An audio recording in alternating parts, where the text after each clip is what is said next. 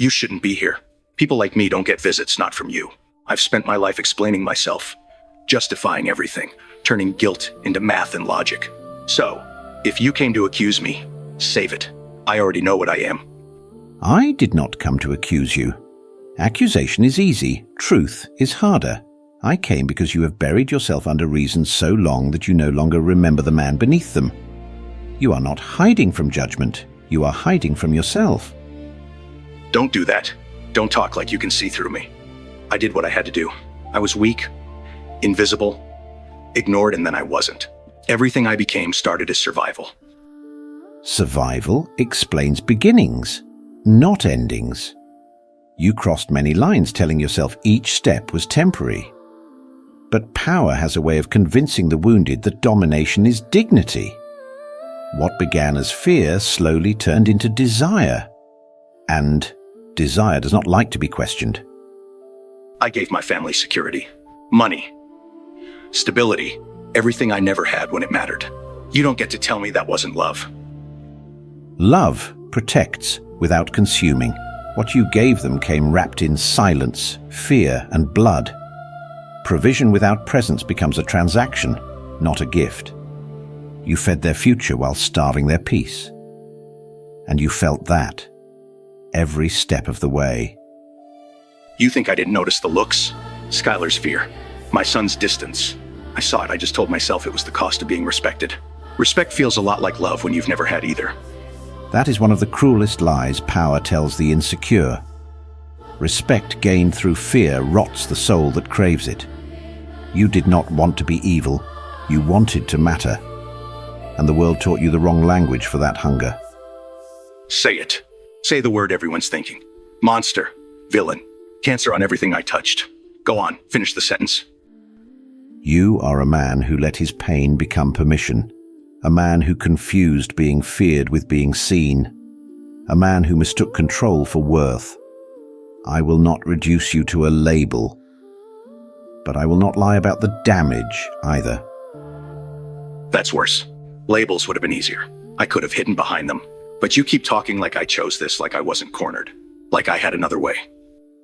You always had another way. It was quieter. It cost your pride instead of other people's lives, and you were too angry at the world to choose it. That truth hurts, because it leaves no one else to blame. I liked it. There.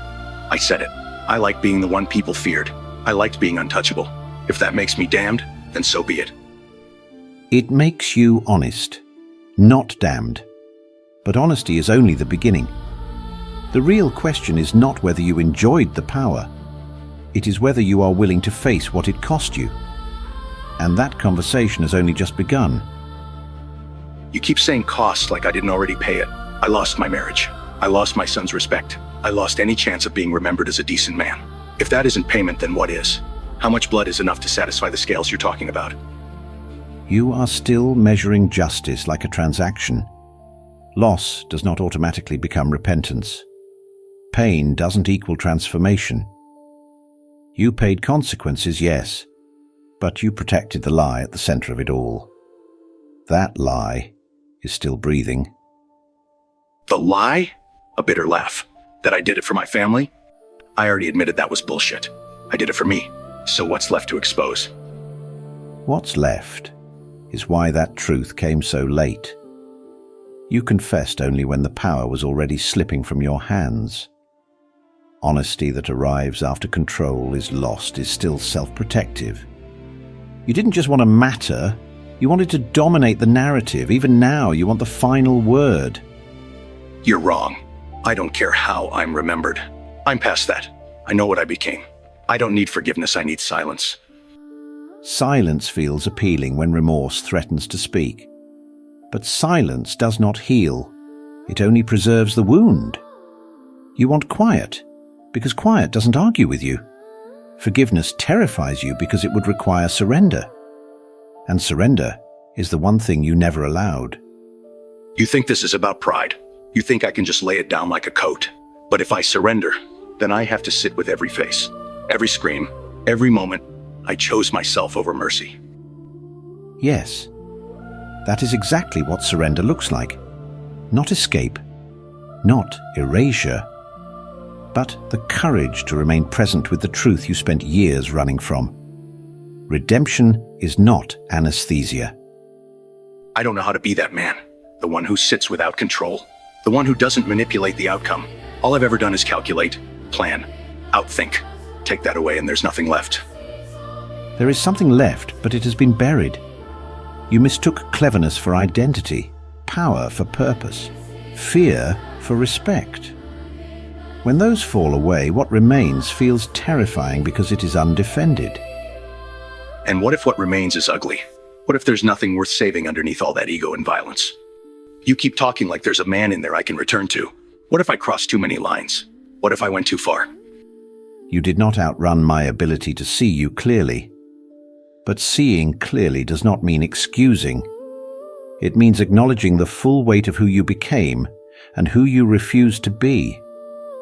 You are not beyond reach, but you are standing at the edge of a truth you have never let yourself face. Say it then. Say what I've been avoiding. Say the thing you've been circling this whole time. If I don't control anything anymore, if I don't get to define myself, then what am I supposed to do now? That is the first honest question you have asked without a weapon in your hand. And answering it will cost you more than power ever did. Because the next step is not proving your intelligence, it is admitting your need. And that is where the struggle truly begins. Need. That word makes my skin crawl. I spent my whole life being overlooked, underestimated, treated like I was replaceable. Need feels like weakness, like going back to being small, ignored, powerless. I built everything I became to never feel that again. Need is not weakness. It is truth without armor. You mistook self-sufficiency for strength because dependence once humiliated you. But power that refuses need eventually feeds on others to survive. You didn't escape smallness. You buried it under control. And control demanded more every time. You think I don't see it? Every time someone backed down, every time my name carried weight, it felt like oxygen. I told myself it was respect, but it was relief. Relief from feeling insignificant. Relief from being forgotten. Relief fades when it's built on fear. Fear must keep escalating to stay convincing. That is why you were never satisfied, never finished, never at rest. You weren't chasing money or legacy. You were chasing silence from the voice that said you didn't matter. And what if that voice was right? What if without the power, the name, the reputation, I really am nothing? You're asking me to strip away the only proof I ever had. You're asking me to sit in that emptiness and call it faith. That feels like jumping without knowing if there's ground. Faith is not the absence of fear. It is choosing not to be ruled by it. The ground you're afraid isn't there is not success or control. It's grace. Grace does not applaud your intelligence or excuse your damage. It holds you steady when the performances stop. And that is why it feels unbearable to approach. I don't know how to live without performing. Every room I entered, every move I made, it was strategy. If I wasn't winning, I was preparing to. You're asking me to be still in a life where stillness always meant losing. I don't know who I am without the fight. You learned to fight because the world taught you worth was competitive. But stillness is not surrender to meaninglessness. It is the moment the soul stops negotiating for value. You are afraid because stillness would force you to hear everything you've drowned out. And because you suspect the truth will ask more of you than dominance ever did. Say it plainly. No parables. No distance. If I stop fighting, stop controlling, stop proving, what does that leave me with? What am I supposed to do with the wreckage I created? You begin by naming it without bargaining, not explaining, not minimizing, not reframing.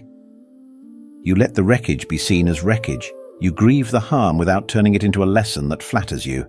And you stay present when the grief doesn't resolve you. That sounds like hell. Living with it. Not fixing it. Not outsmarting it.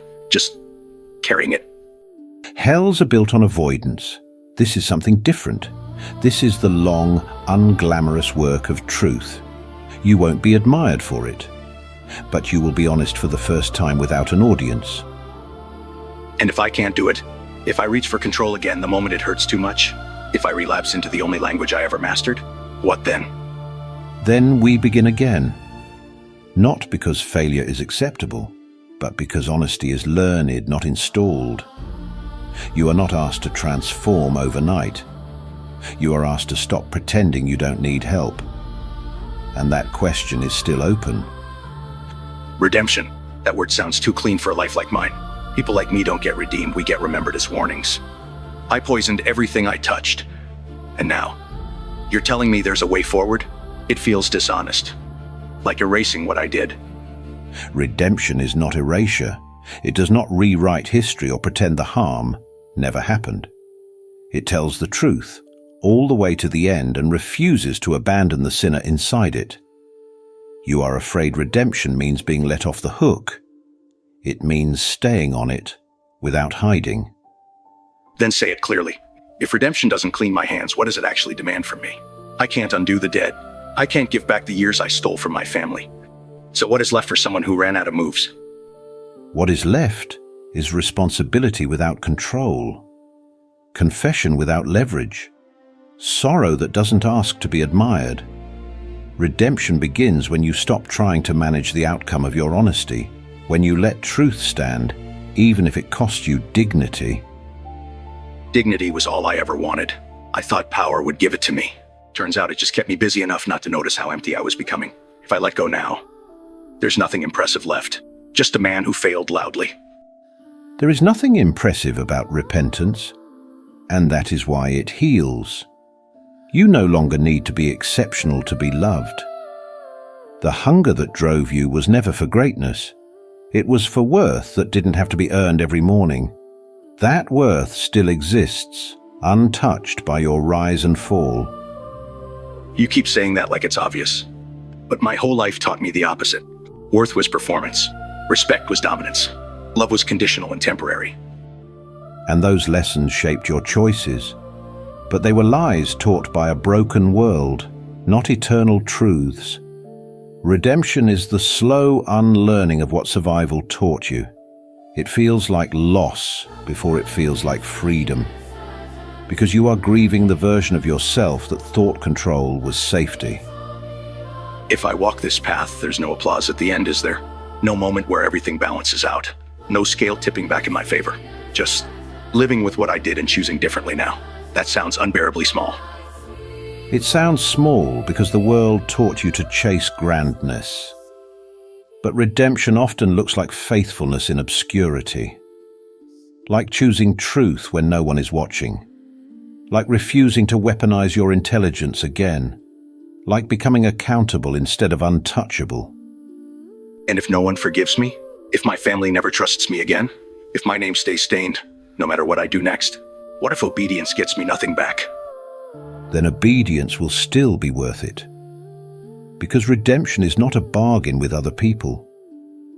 It is alignment with truth when reward is uncertain. You are not promised restoration of reputation. You are invited into restoration of soul. That terrifies me more than prison ever did, because it means I can't control how this ends. I have to live honestly without knowing if it fixes anything. I have to choose good without proof it pays off. I don't know if I'm strong enough for that. You were never asked to be strong enough alone. Redemption is not powered by will. It is sustained by surrender. You don't become good by trying harder. You become truthful by stopping the fight against needing grace. And you are standing closer to that choice than you realize. Then don't rush me.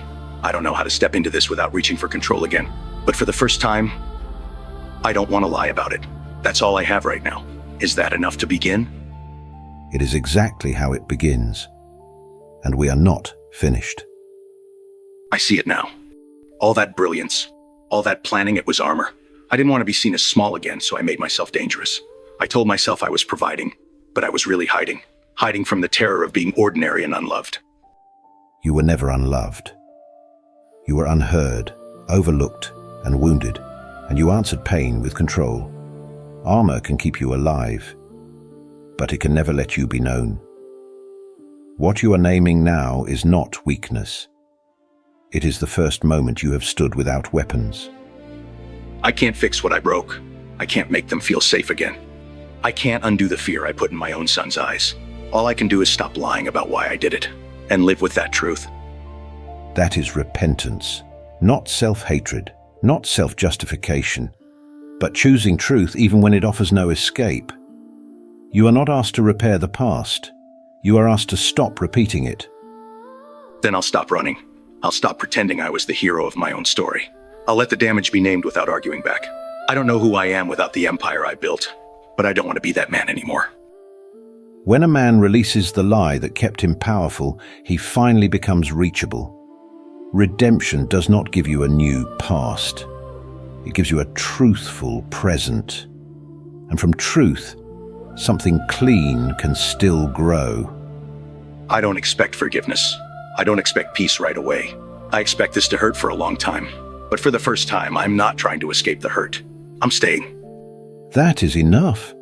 Staying when you could dominate, listening when you could manipulate, bearing responsibility without demanding relief. This is the path out of darkness.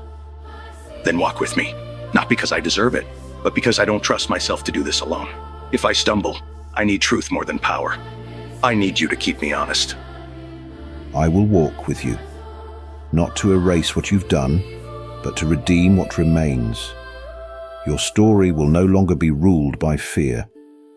The man who stops lying has already begun to change, and this is where it ends and begins.